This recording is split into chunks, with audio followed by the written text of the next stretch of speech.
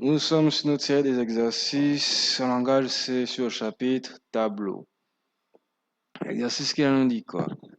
Il veut qu'on écrive un programme qui permet de transférer dans un tableau les nombres des diagonales d'une matrice de grand N fois grand N d'entiers, déjà rempli par l'utilisateur.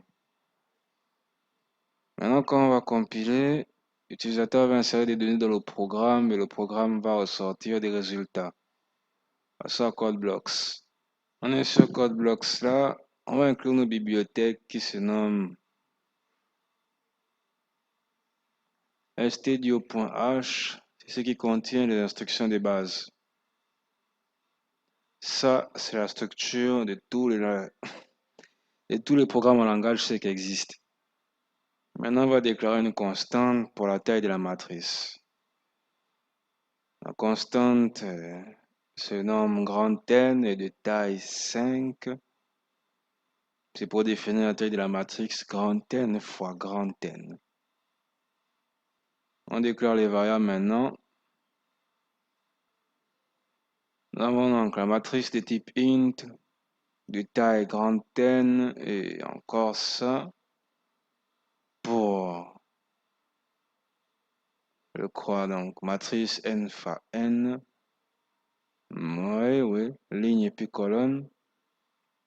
Ensuite, nous avons la diagonale de type int pour d multiplié fois grand N moins 1.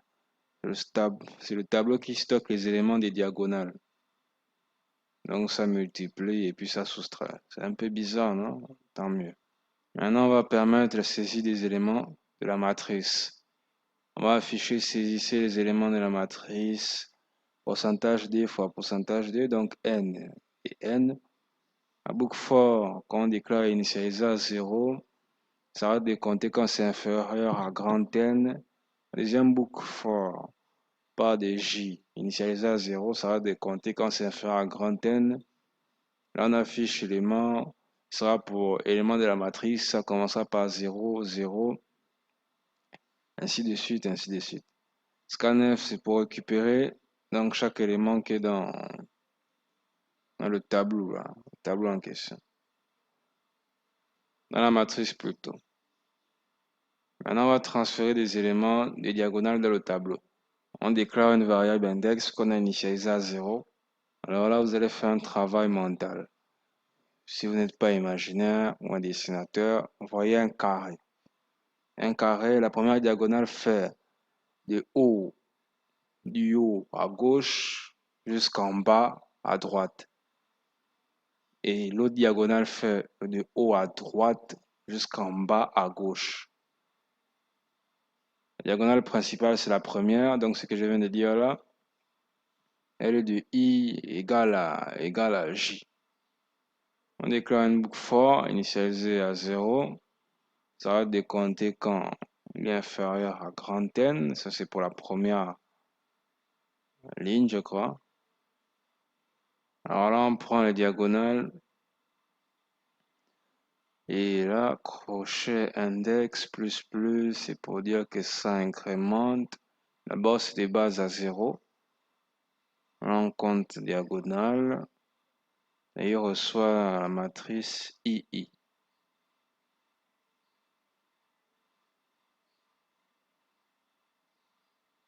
ça, moi, je n'ai rien compris ce qui vient de se passer.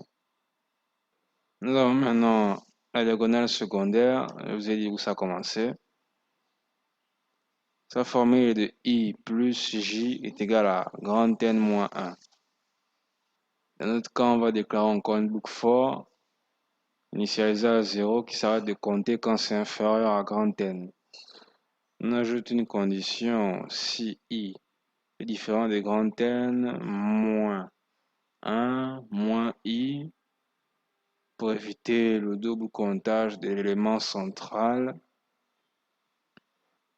On a diagonale avec S, index plus, donc c'est égal d'abord à 0. Plus ça avance dans le temps, ça compte donc le diagonal, matrice I et N moins 1 moins I. Si vous savez faire une inéquation, remarquez là que Si on veut trouver le J ici, on fait passer le I de l'autre côté. Ce qui fait que ça ressemble à ce qui est là. Dans le même cas ici, on a voulu trouver I, donc J est passé juste de l'autre côté. On va afficher donc les éléments du tableau, les éléments des diagonales plutôt.